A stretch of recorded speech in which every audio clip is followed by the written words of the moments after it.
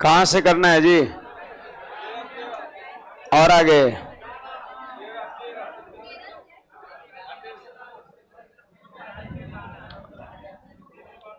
यहीं से करना है।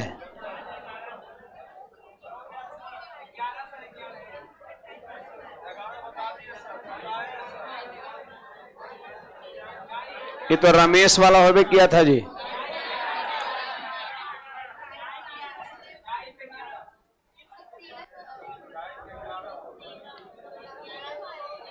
ये सब तो बनाने को सीधा बोले थे ना। चलिए यहां से आइए।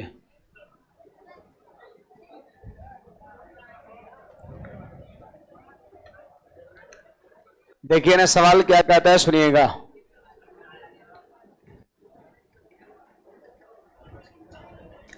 सवाल कहता है नमक के 6 लीटर घोल में 5% नमक है ना।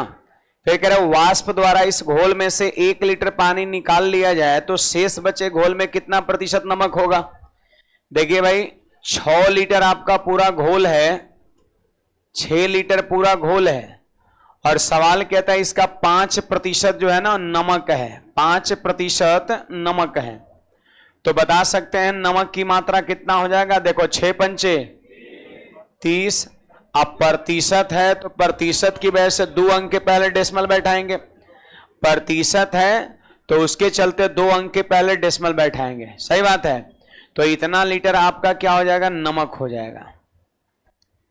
देखो ना 6 पंचे 30, 30 लिख दिए और परसेंट है तो उसके बदले 2 अंक के पहले डेसिमल बैठा दिए, तो ये नमक हो गया आपका। अब सवाल क्या कहता है सो सुनिएगा। सवाल कहता है वाष्प द्वारा इस घोल में से 1 लीटर पानी निकाल दिए जाने पर, बात समझिए, वाष्प द्वारा इस घोल में से 1 लीटर पानी निकाल दिए जाने पर, 1 लीटर पानी निकाल दिए जाने पर शेष बचे घोल में कितना प्रतिशत बचेगा। तो एक बात, कितना परसेंट नमक होगा। तो एक बात बताओ कि पहले घोल कितना था, 6 लीटर था, और 1 लीटर उसमें से वाष्पित कर दिया गया पानी को, तो बचा कितना, 5 लीटर बच गया आपका। शेष घोल जो है हमारा 5 लीटर है। अब कह रहा है कि शेष घोल में कितना प्रतिशत नमक है। तो एक बात बताओ, वाष्पित तो पानी होगा, नमक थोड़ी ना वाष्पित होगा। नमक वाष्पित होगा, नमक चीनी ये सब वाष्पित नहीं होगा। वाष्पित होगा तो क्या, पानी। तो 1 लीटर पानी वाष्पित हुआ तो 5 लीटर आपका शेष घोल बच गया। लेकिन जो पहले नमक था 0.3 वो अभी भी आपका है। तो कह रहा अब बताओ परसेंटेज क्या होगा उस नमक का। पहले था 5% नमक, लेकिन कितने लीटर का, 6 लीटर का। अब इसका परसेंटेज सिर्फ 5 ही लीटर पर निकालना है, तो जाहिर सी बात है प्रतिशत और बढ़ेगा। तो देखो 0.3 लीटर नमक, कितना में, पूरे घोल 5 में कै परसेंट है, मल्टीप्लाई बाय 100 हो गया। पूरी 5 लीटर शेष घोल का ही नमक कै परसेंट है। तो देखो ये 2 जीरो से 2 अंक के पहले का डेसिमल कट जाएगा, 5 छक 30, 6% यहां पर नमक आंसर हो जाएगा आपका। 6 लीटर में 5% नमक था, कह रहे 5 लीटर में कितना परसेंट होगा, तो 6% आपका हो जाएगा।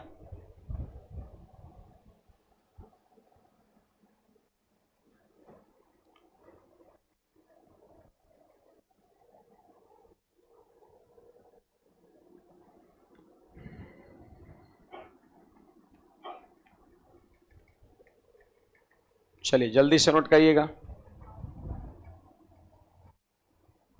लास्ट में नमक का ही परसेंटेज निकालना है, तो पहले हम निकाल लिए कि नमक आखिर था कितना, 0.3 लीटर, और फिर शेष घोल जो हमारा होगा वो 6 - 1 5, और इसका अभी कितना परसेंट है, तो इतना बटा इतना गुणा 100 कर देंगे, हमारा आंसर हो जाएगा।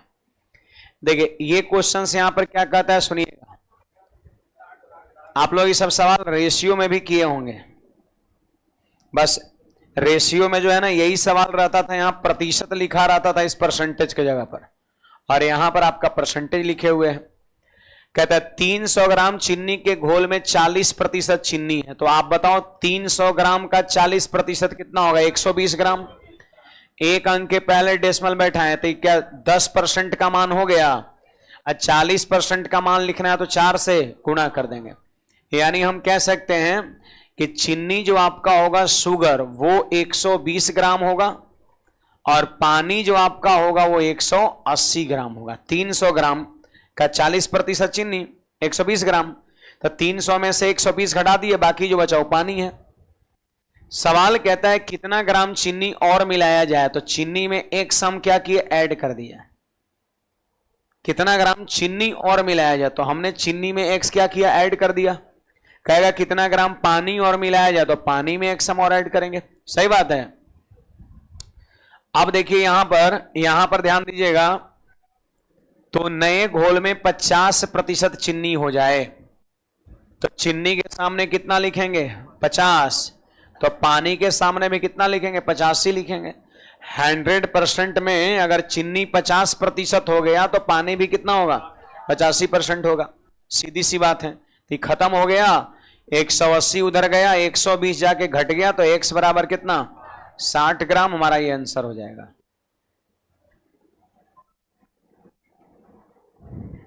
तीन 300 ग्राम का 40% कितना हो जाएगा, 120 ग्राम, तो 120 ग्राम हो गया आपका चीनी। 300 में से 120 घटाओ तो बाकी हो गया क्या, पानी। अगर कितना ग्राम चीनी और ऐड करे तो x हम जोड़ देंगे चीनी में। कहता कितना और पानी ऐड करे, तो पानी में x जोड़ते हैं। और उसके बाद कह रहा है कि चीनी 50% हो जाता है, चीनी के सामने 50 और पानी के सामने भी 85 हम लिखेंगे। चलिए अगले सवाल की ओर बढ़ते हैं, ध्यान दीजिएगा सभी लोग।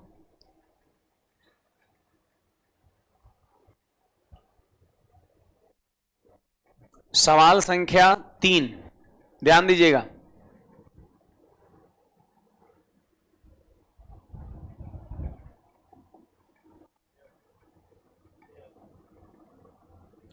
कहते हैं 9 ml सेविंग लोशन में 50% अल्कोहल है। 50% का मतलब क्या समझते हैं, सीधे आधा। आधा। तो एक बात बताइए, अगर हम 9 ml की आधा बात करें तो क्या कहेंगे, 4.5 ml। सही बात है। तो 4.5 ml जो है ना वो आपका अल्कोहल है, तो बाकी जो बच गया 4.5 ml वो क्या है, पानी है। 9 ml का आधा, 4.5 अल्कोहल, 4.5 ml पानी। कितना पानी और ऐड किया जाए, तो पानी में एक हमने क्या किया, जोड़ दिया। तब कहता है कि 30% अल्कोहल हो जाए। कितना अल्कोहल हो जाए, तो अल्कोहल के सामने लिखेंगे कितना, 30, और 100% में यदि 30% अल्कोहल तो 70% पानी, तो इसके सामने यहां पे लिखेंगे हम 70। सही बात है। तो 0 0 कट गया, अब आंसर हो जाएगा जी। देखो 3 से काटिए, इसको 7 से गुणा करिए तो हो जाएगा 10.5, और ये उधर जाएगा तो 4.5 प्लस x। तो बोलो x का मान कितना हो जाएगा, 6, और 6 ml हमारे सवाल का सही जवाब हो जाएगा। उसी तरह का जैसे पहले वाला बना वैसे भी बन गया आपका।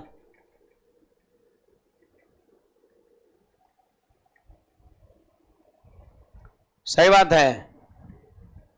ऐसा ही सवाल को हम लोग रेशियो में पढ़ते थे वहां पर, है ना। जैसे आप 50% अल्कोहल है तो 1:1 हो जाएगा, और 30% अल्कोहल है तो 3:7 हो जाएगा अल्कोहल वाटर। यानी कहेगा कि 9 ml सेविंग लोशन में अल्कोहल वाटर का रेशियो इतना, और कहता है कितना पानी और ऐड करे कि अल्कोहल वाटर का रेशियो इतना, है ना। कैसे ही रेशियो लिखा गया था, 50% अल्कोहल 50% वाटर, तो कितना 1:1। अब 30% अल्कोहल तो 70% वाटर, तो 0 0 काट दिया, 3:7 हो गया आपका। तो वही चीज है आपका, है ना, वहां पे रेशियो से हम बैलेंस करके बताए थे आपको। देखो इस सवाल जो है इसको भी आप उसी तरीके से कर सकते हैं। पढ़िए, 3 लीटर चीनी पानी के घोल में 40% चीनी है। 1 लीटर पानी डालने पर 1 लीटर यहां पानी ऐड हो रहा है, और पहला सवाल में याद होगा 1 लीटर पानी को वाष्पित किया जा रहा था, 1 लीटर पानी को उड़ा दिया जा रहा था वाष्पित करके, है ना। तो घोल की मात्रा घट रहा था, 6 से 5 हो गया था, और यहां पर 1 लीटर और पानी ऐड किया जा रहा था, तो 3 से 4 हो जाएगा। फिलहाल 3 लीटर आपका पूरा घोल है, और इसमें 40% जो है ना चीनी है, ठीक है, 40% कितना है, चीनी है। तो एक बात बताओ जी, 40 × 120, 40 × 120, और प्रतिशत की वजह से 2 अंक के पहले डेसिमल, यानी कह सकते हैं चीनी जो है ना वो कितना 1.2 है। अब कह रहे 1 लीटर पानी डालेंगे, तो 1 लीटर पानी डालेंगे तो नया घोल कितना हो जाएगा। देखो 3 लीटर पहले से घोल था और 1 लीटर पानी मिला रहे हैं, तो नया घोल 4 लीटर हो जाएगा। अब नया घोल में ये जो चीनी है वो कै % हो जाएगा, चीनी तो उतना ही रहेगा, बस 1 लीटर पानी डालने से पूरा घोल की मात्रा बढ़ रहा है, लेकिन चीनी तो वही रहेगा, है ना। तो बताइए 1.20 ये चीनी है, और नया घोल 4 का कै % है, तो मल्टीप्लाई बाई 100। एक बात बताओ, 100 से 2 अंक के पहले डेसिमल कट गया क्या। अब 120/4 को क्या कहते हैं, 30, और 30% हमारा चीनी आंसर हो जाएगा। जैसा पहला सवाल वैसा आपका ये 4 नंबर सवाल। हाँ हाँ, अच्छा पानी का परसेंट, ओ सॉरी 70% फिर हो जाएगा, 70% बना दिए तो ठीक है। ये निकला ना 30%, क्या निकला 30% चीनी, तो जाहिर सी बात है 70% पानी। 100% में अगर 30% चीनी तो 70% पानी।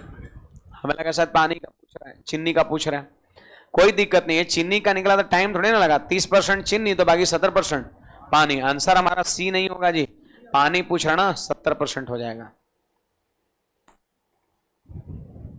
आई बात समझ में। जो पूछेगा लास्ट में एक बार देख लेना, लास्ट में हमसे पानी कितना प्रतिशत है ये पूछ रहा है, तो अगर चीनी 30% सबसे आखिरी मिश्रण में आ गया तो बाकी का 70% क्या है, पानी है। दो ही चीजें तो है यहां पर। 3 लीटर का 40% कर दो, 1.2 लीटर चीनी, 1 लीटर मिला दिए हैं तो 4 लीटर घोल बन गया, 4 का ही 30% है चीनी, तो बाकी 70 क्या है, पानी है। चलिए अगला सवाल यहां पर देखिएगा सब लोग क्या कहता है। देखिए जी, कहता है कि बर्तन में रखे घी में 60% शुद्ध घी और 40% वनस्पति घी है। ऐसा यहां पे कह रहे 60% शुद्ध घी और 40% वनस्पति घी है। 100% में 40% ये 60% वो। कहता है कि यदि इसमें 10 किलोग्राम शुद्ध घी डाल दे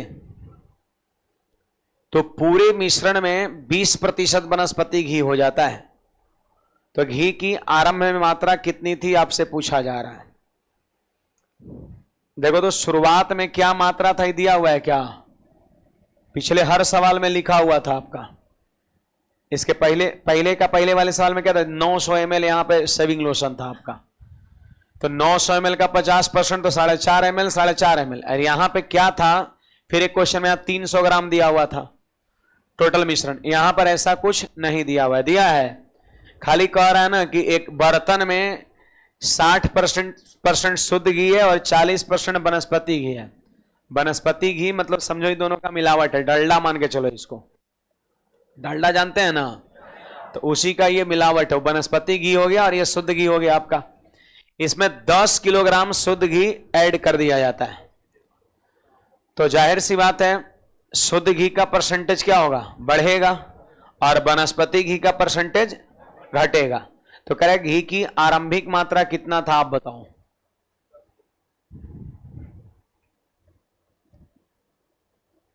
रेशियो ले लो फिर,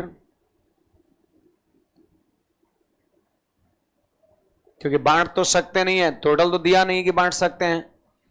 और ये हो गया आपका वनस्पति घी हो गया, ये शुद्ध घी हो गया, और ये हो गया वनस्पति घी हो गया। चलिए बोलिए, शुरुआत में कितना रेशियो? 60:40, मतलब 3:2 हो जाएगा। आप कहता है कि 10 किलोग्राम जब शुद्ध घी डाल दे तो पूरे मिश्रण में 20% वनस्पति घी हो जाता है। बोलो वनस्पति कितना? 20%, तो 80% क्या हो गया? शुद्ध घी। यानी कितना? 4:1 हो जाता है। पहले वाले परसेंटेज के हिसाब से रेशियो बनाया तो 3:2, और बाद वाले परसेंटेज के हिसाब से रेशियो बनाया 4:1। वनस्पति घी जब 20 कहता है तो 100 में 20% वनस्पति घी, तो बाकी 80% शुद्ध घी आपका। आप देखो सवाल कहता है कि शुद्ध घी मिलाया जाता है कितना? 10 kg। शुद्ध घी ऐड किया जाता है कितना? 10 kg आपका। बताओ क्या वनस्पति घी ऐड किया जाता है? नहीं, तो इसका रेशियो क्या होगा? बराबर होगा। सही बात है। शुद्ध घी ऐड किया जाता है 10 kg, क्या वनस्पति घी ऐड किया जाता है? नहीं, तो वनस्पति घी बराबर होगा। तो आप इन दोनों के रेशियो को बराबर करिए। आप ही बताइए कैसे बराबर होगा? इसमें खाली 2 से गुणा कर देंगे हो जाएगा, नीचे वाले में केवल 2 से गुणा करेंगे हो जाएगा। देखो बराबर हो गया। इसमें 2 से गुणा तो यहां भी 2 से गुणा हो। बात समझिए, यहां पर जब शुद्ध घी सिर्फ मिला रहे हैं तो वनस्पति घी थोड़ी ना मिला रहे हैं। ना वनस्पति घी मिला रहे हैं, ना वनस्पति घी निकाल रहे हैं। इसका मतलब इसका मात्रा क्या होगा? बराबर आपका हो जाएगा। सही बात है। तो ये दोनों को बराबर करने के लिए हम क्या करेंगे? इसमें 2 से गुणा कर देंगे। यहां 2 से गुणा, तो यहां भी 2 से गुणा। अब आ जाओ, इसके बाद घी की आरंभ में मात्रा कितनी थी आपसे ये पूछा जा रहा है। बड़ा सरल बात है, घी की आरंभिक मात्रा आपसे पूछा जा रहा है। तो एक बात बताओ जी, शुद्ध घी का रेशियो पहले था, अब हो गया 8, बढ़ा कितना? 5। तो कहेंगे चूंकि 5 रेशियो बराबर 10 kg, चूंकि 5 रेशियो का मान कितना हो गया? 10 kg हो गया। 5 रेशियो का मान 10 kg। तो सवाल में क्या कहता है? घी की आरंभिक मात्रा बताओ। तो घी मतलब ये दोनों मिला के हो जाएगा। शुद्ध घी कहता तो इसको कहते हैं, वनस्पति घी कहता तो इसको कहते हैं। घी की आरंभिक मात्रा मतलब ये पूरा पूछ रहा है। तो पूरा कितना है? 3:2, 5 तो है। तो अभी क्या आया? 5 रेशियो का मान 10 kg, तो 10 kg आंसर हो जाएगा। यानी मिलाया भी गया 10 kg, और पहले भी टोटल कितना था? 10 kg था आपका। तो ये हो गया रेशियो का मेथड हो गया। रेशियो मेथड आपका ये हो गया।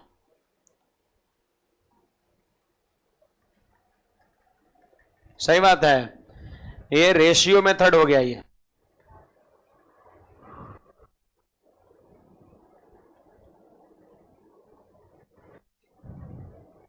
आगे बढ़ें।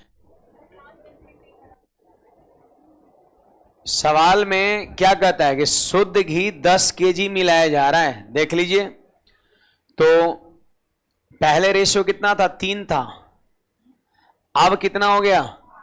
8 हो गया। तो बताइए रेशियो कितना बढ़ा? 3 से 8 हुआ, यानी 5 रेशियो बढ़ा। क्यों 5 रेशियो बढ़ा? क्योंकि 10 kg शुद्ध घी मिलाया गया है। मतलब चूंकि 5 रेशियो बराबर 10 kg, ठीक है। तो 1 रेशियो बराबर 2 kg अगर काटिएगा तो सवाल में पूछता है क्या कि घी की आरंभिक मात्रा बताओ कितना है। तो आरंभिक मात्रा मतलब शुरू में, ये आरंभिक मात्रा मतलब ये वाला रेशियो, और बाद वाला मात्रा मतलब ये वाला रेशियो। तो आरंभिक मात्रा कितना हो जाएगा? 3 और 2 5 हो जाएगा। तो 5 रेशियो का मान ही सिर्फ आपसे पूछा जा रहा था। यहां पे तो लिखबे कि 5 रेशियो बराबर अभी 10 kg, इसके मदद से। तो यही वाला यहां पे भी हो जाएगा। या 5 रेशियो वाला 10 kg, तो 1 रेशियो का मान 2 kg, इसलिए 5 रेशियो का मान। ऐसा क्या करेंगे दोबारा फिर, है ना? 5 बराबर 10 kg आ गया, तो यहां 5 बराबर 10 kg हो गया। चलिए नेचर 2 का 6 नंबर सवाल देखिए क्या कहता है। कहते हैं तरबूज का वजन 20 किलोग्राम है, जिसमें 90% पानी है। 90% पानी है, ऐसा सवाल कह रहा है यहां पर।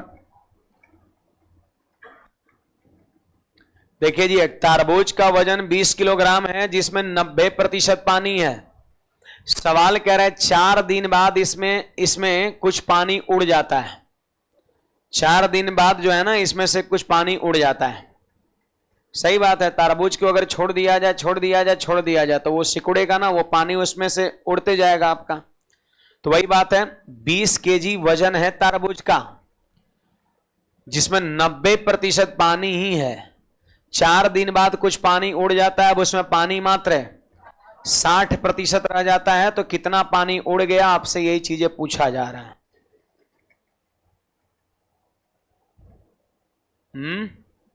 कितना पानी उड़ गया, ये तो पूछा जा रहा है जी। रेशियो से तो कर ही सकते हैं। देखो, रेशियो से भी कर सकते हैं, दूसरा नंबर चीज ऐसे भी कर सकते हैं। एक बात बताइए, 20 केजी का 90% 18 केजी होगा क्या, है ना। देखो 20 केजी का 90%, तो परसेंट से 2 जीरो कट गया, यानी क्या केजी, क्या 18 केजी होगा, पानी होगा। देखिए वाटर हो गया, पानी हो गया आपका कितना केजी, 18 केजी हो गया। और अन्य पदार्थ जो भी पानी के अलावे है अन्य, वो कितना होगा, सिर्फ 2 केजी होगा। ठीक है, सवाल कहता है कि कितना पानी उड़ गया, यही चीज पूछा जा रहा है 4 दिन में। तो पानी हमने मान लिया कि x केजी उड़ गया, तो पानी में से x घटा दिए। अब कह रहा है पानी की मात्रा 60% हो जाता है, तो पानी के सामने लिखेंगे 60 और अन्य के सामने लिखेंगे 40 लिखेंगे। सॉल्व कर दो, आंसर हो गया 2 से 20 बार में, 20 से 3 बार में। अब ये x उधर गया, 3 इधर आके घट गया, तो x बराबर 15 केजी हमारा आंसर हो जाएगा। एक तरीका, सवाल को आप चाहे तो रेशियो से भी बना सकते हैं, इसको नोट करिए, रेशियो वाला विधि हम लोग देख ले रहे हैं। अभी जैसे पिछला सवाल बताए थे उसी तरह से बैलेंस करके पानी को कम किया जा रहा है, लेकिन अन्य पदार्थ जो पानी के अलावा है उस तरबूज में, उसको थोड़ी ना कम किया जा रहा है।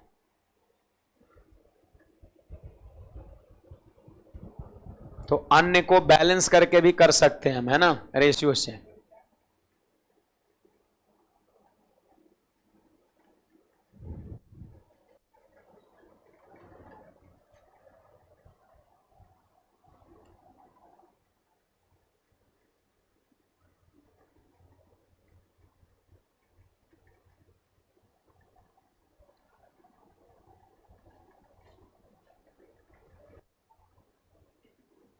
बढ़े आगे, देखिए एक बार फिर से रिपीट कर दे रहे हैं। 20 केजी टोटल तरबूज है, जिसमें पानी जो है केवल 90% है। तो 20 केजी का 90% करो, कितना हो जाएगा, 18 केजी हो जाएगा पानी। अब बाकी जो 2 केजी बच गया वो अन्य।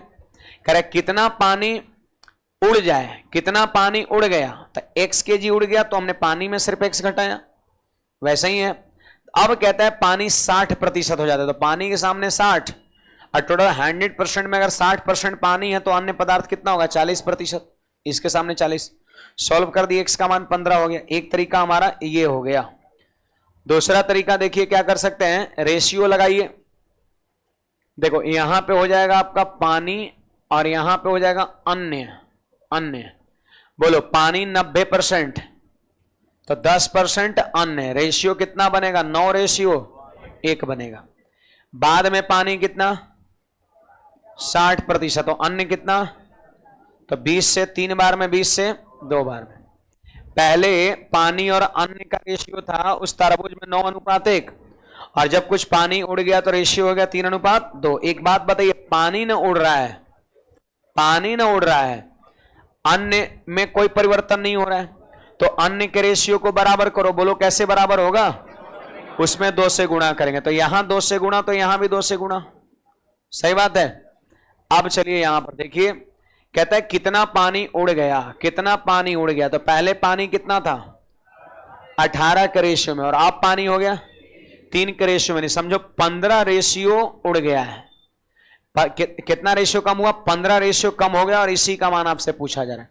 पहले था पानी 18 के रेशियो में, अब हो गया पानी 3 के रेशियो में। तो सवाल वही कहता है कितना कम हुआ आपका, कितना उड़ा, जबकि टोटल तरबूज का वजन 20 kg पहले, 20 kg पहले, तो पहले यहां पे जोड़ो 9 दूना 18 2 20, तो यहां से हम कहेंगे चूंकि 20 अनुपात बराबर कितना 20 kg, तो 1 अनुपात बराबर 1 kg, इसलिए कह रहा है पानी कितना उड़ गया, तो पानी का रेशियो कम कितना हुआ, पानी का रेशियो कम कितना हुआ 15, यानी 15 रेशियो का मान उड़ गया है, तो 15 रेशियो का मान 15 kg, यानी 15 kg पानी उड़ गया,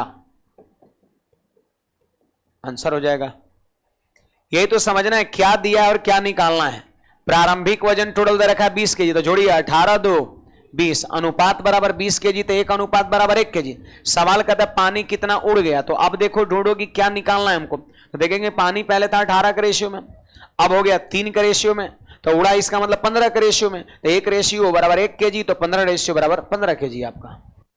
तो ये हमारा रेशियो मेथड है, और दूसरा जो है वो बेसिकली हम लोग किए हैं। कुछ कहना है इसमें बोलिएगा।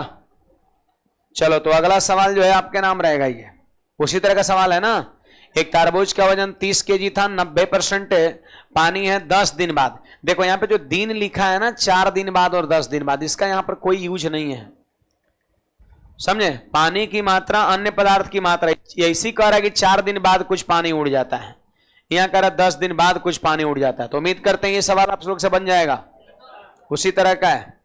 चलो 8 नंबर सवाल क्या कहता है, जरी ध्यान दीजिए सब लोग। 8 नंबर सवाल सभी लोग ध्यान दीजिए क्या कहता है। क्वेश्चन नंबर 8, ताजा फल में 60% पानी है और सूखे फल में 20% पानी है ना। ताजा फल में ज्यादा पानी है 68% पानी है, और सूखे फल में 20% पानी है। तो ताजा फल में ज्यादा पानी, अंगूर मान लो, अंगूर है, ताजा फल ज्यादा पानी है, और ये किशमिश कह दो, हाँ ये आपका सूखा फल ड्राई फ्रूट्स है और इसमें भी पानी है। ऐसा नहीं कि नाम पड़ गया ड्राई तो बिल्कुल ड्राई है, इसमें भी पानी है। कितना प्रतिशत, 20% पानी है, कम पानी है। सवाल क्या कहता है सुनिएगा, सवाल कहता है 100 किलोग्राम ताजा फल से कितना सूखा फल प्राप्त किया जा सकता है। और पानी की मात्रा दोनों में, ताजा फल उसमें भी पानी है और सूखा फल उसमें भी पानी है ना। तो सवाल करें कि 100 kg ताजा फल से कितना kg सूखा फल प्राप्त किया जा सकता है, यही आपसे पूछा जा रहा है। तो हमने मान लिया, माना 100 kg ताजा फल से x kg सूखा फल प्राप्त किया जाएगा। हमने मान लिया, उसको मान लिया है कि 100 kg ताजा फल से x kg सूखा फल प्राप्त किया जाएगा। जो पूछ रहा है 100 kg ताजा फल से कितना सूखा फल प्राप्त होगा, हमने मान लिया x kg आपका, ठीक है। आगे बढ़ते हैं, ध्यान दीजिए यहां पर। सवाल कहता है 100 kg ताजा फल से कितना सूखा फल प्राप्त होगा, यानी 100 kg अंगूर से कितना kg किशमिश प्राप्त होगा, ऐसा बोल रहे हैं। तो बताइए ना,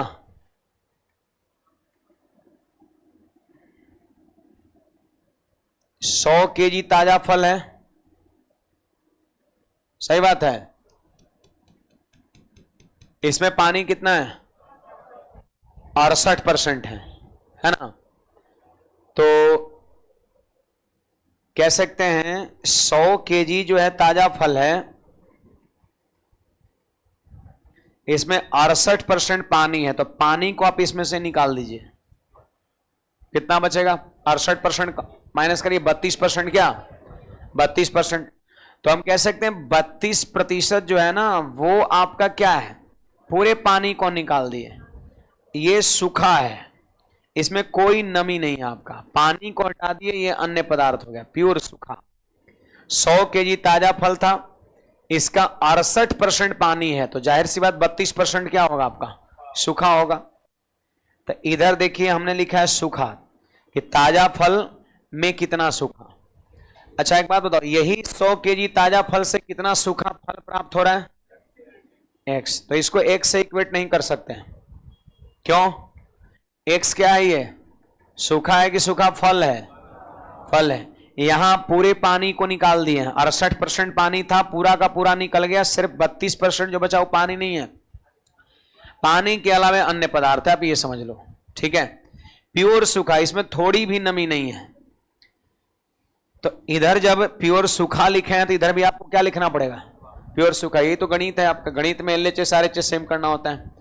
जबकि एक्स यहां पे क्या है? सूखा फल है। एक्स का जी क्या है? सूखा फल है। और आप जान रहे हैं कि सूखा फल में भी 20% पानी है, तो सूखा फल में से अगर 20% हटा देंगे तो बचेगा कितना? 80%। और ये जो आपका है ना, ये जो आपका है ना, ये आपका जो है वो आपका सूखा हो गया। इस एक सूखा फल था, इसमें पानी था 20%, हटा दिए तो प्योर सूखा हो गया। सूखा बराबर सूखा हो गया। अब इसको काट दीजिए, आंसर हो जाएगा जी। देखिए 16 25 80 और 16 दूना 5 से कै बार में? 20 बार में, तो 20 दूना 40, 40 kg हमारा आंसर हो जाएगा।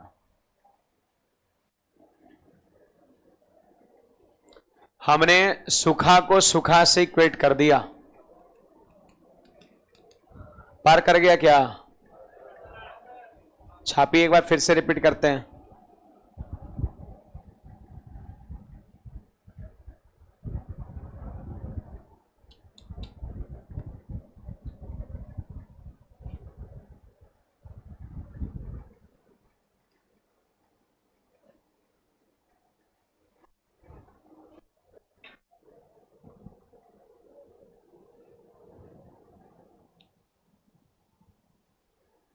नोट करिएगा सॉल्यूशन को।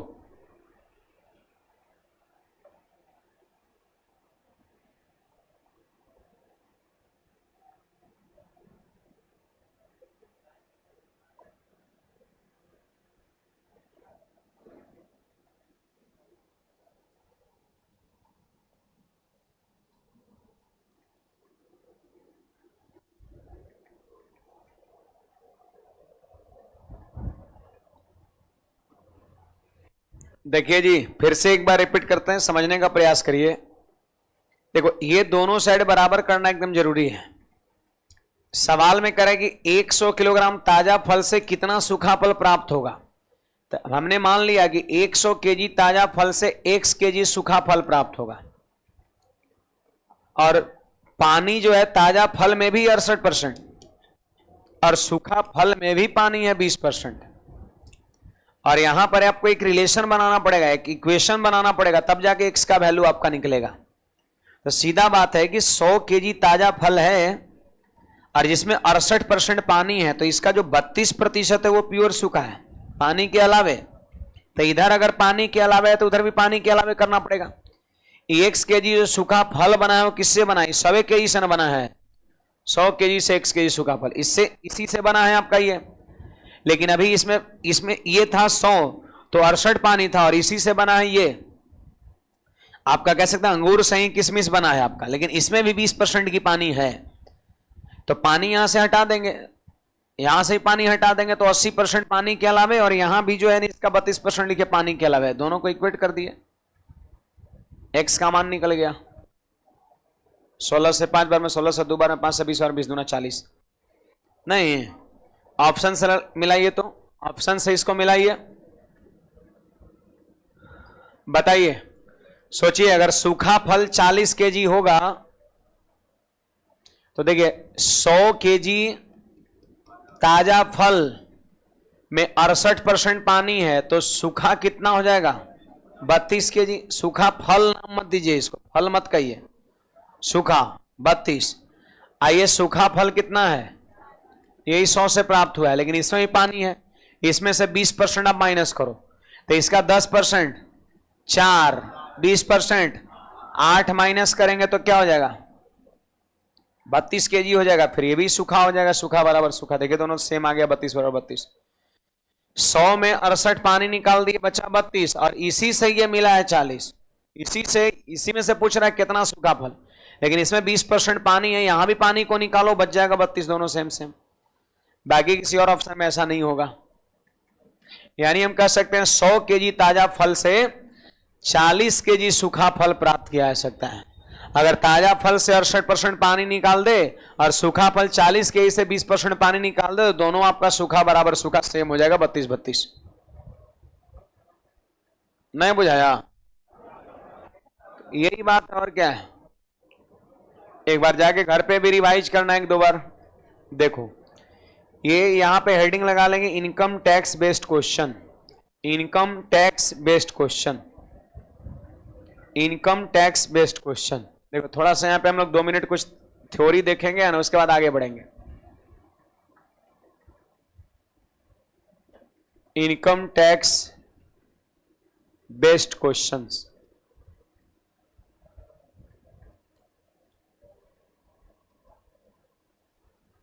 इनकम टैक्स बेस्ड क्वेश्चंस, ठीक ना। इनकम टैक्स बेस्ड क्वेश्चंस, ध्यान दीजिएगा यहां पे सब लोग। जैसे यहां पर आप समझिए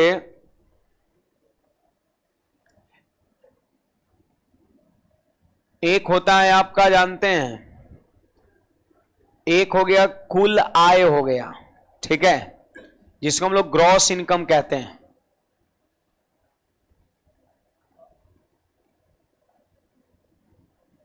कुल आय हो गया मतलब जितना पैसा आया, ठीक है, और उसमें से इनकम टैक्स दे दिए, आयकर दे दिए, आयकर दे दिए, तो जो बचा उसको हम लोग कहते हैं शुद्ध आय कहते हैं, नेट इनकम कहते हैं, शुद्ध आय कहते हैं, ठीक है, शुद्ध आय कहते हैं। ये हो गया कुल आय, मतलब हो गया ग्रॉस इनकम।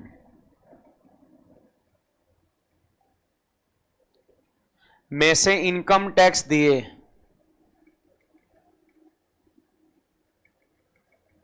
जो बचा वो हो गया नेट इनकम। ये व्हाइट मनी हो गया आपका, नेट इनकम हो गया। समझ बात को। जैसे मान लेते हैं कि कंपनी में मान लेते हैं कि आपका 50 लाख रुपए आया, ठीक है, और इसमें से आपका इनकम टैक्स जो बनेगा इस पर दिया गया, माइनस हुआ, और फिर जो बचा वो उसका शुद्ध आय कहलाएगा, जो कंपनी का ओनर है उसका शुद्ध आय कहलाएगा। ये हो गया ग्रॉस इनकम। ओवरऑल पैसा आया इतना आपका कंपनी में, और उसके बाद जो है ना उस पर टैक्स दिया, इनकम टैक्स दिया, फिर जो बच गया वो उसका शुद्ध आय कहलाएगा। तो ये 3 चीज होता है, आप सभी को क्या करना है, ध्यान में रखना है।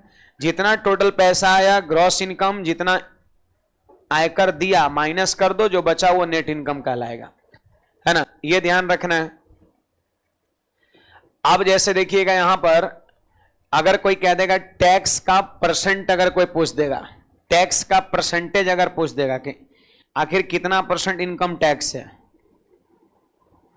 इनकम टैक्स का अगर परसेंटेज पूछ देगा, इसको इधर उधर करिएगा तो और ढेर सारा आपका मिलेगा। जैसे देखो इधर उधर करके और कुछ फॉर्मूला हम लिख सकते हैं। जैसे अगर कोनो कह देगा कि आयकर क्या होगा, आयकर बराबर, तो आयकर को इधर ला दीजिए, शुद्ध आय को ले घटा दीजिए, तो यहां पर आपका हो जाएगा कुल आय और माइनस में आपका हो जाएगा शुद्ध आय हो जाएगा, gross income minus net income. अगर कोनो कह दिया कुल आय बताओ कितना है, कुल आय कितना होगा, तो आयकर को ले जाकर के जोड़ दीजिए, तो आपका यहां पे हो जाएगा शुद्ध आय अब प्लस में आयकर। तो ये सारा फॉर्मूला आपका और बनेगा, लिखते जाना है, समझते भी जाना है। देखो अगर इसमें पूछ देगा कि टैक्स का परसेंट बताओ, इनकम टैक्स का परसेंट, इनकम टैक्स परसेंट यदि पूछेगा तो देखो जितना इनकम टैक्स होगा, जितना टैक्स होगा उसको कहां लिखेंगे, ऊपर, जितना टैक्स होगा उसको कहां लिखेंगे, ऊपर लिखेंगे। और कुल आय है ना, कुल आय जो ग्रॉस इनकम होगा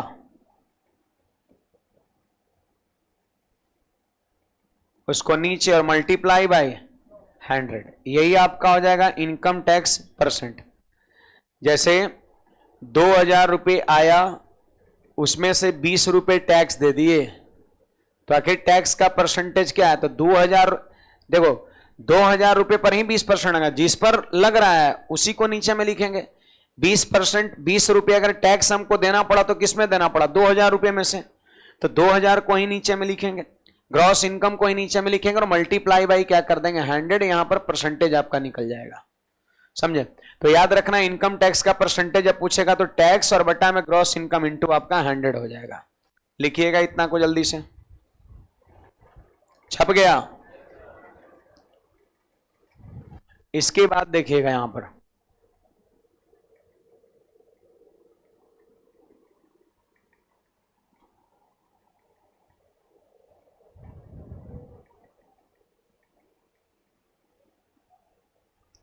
इसको इधर उधर करेंगे तो और फॉर्मूला बनेगा। ये जो 2 बना यहां पर, मुख्य रूप से किसी एक को भी आप समझ लीजिए तो ये तो हो ही जाएगा इधर उधर प्लस माइनस, है ना। शुद्ध आय जो नेट इनकम, जो आपकी अपनी इनकम है, अपना पैसा है ना, वो निकालना हो तो जितना आया उसमें से इनकम टैक्स को घटा दो, वो आपका नेट इनकम बचेगा। इसी को इधर उधर करके और सारा रिलेशन बना सकते हैं।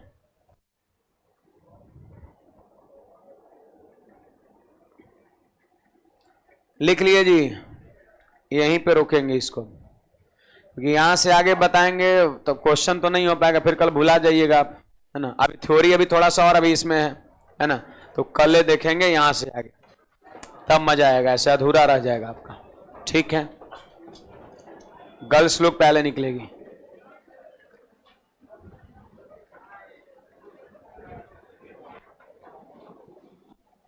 चलिए चलिए जल्दी से निकलिए।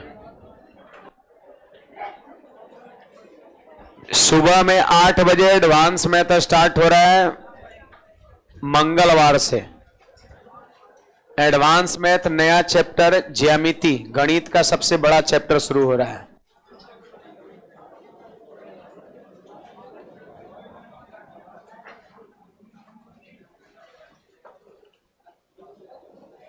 खुश रहिए, खुश रहिए, खुश रहिए।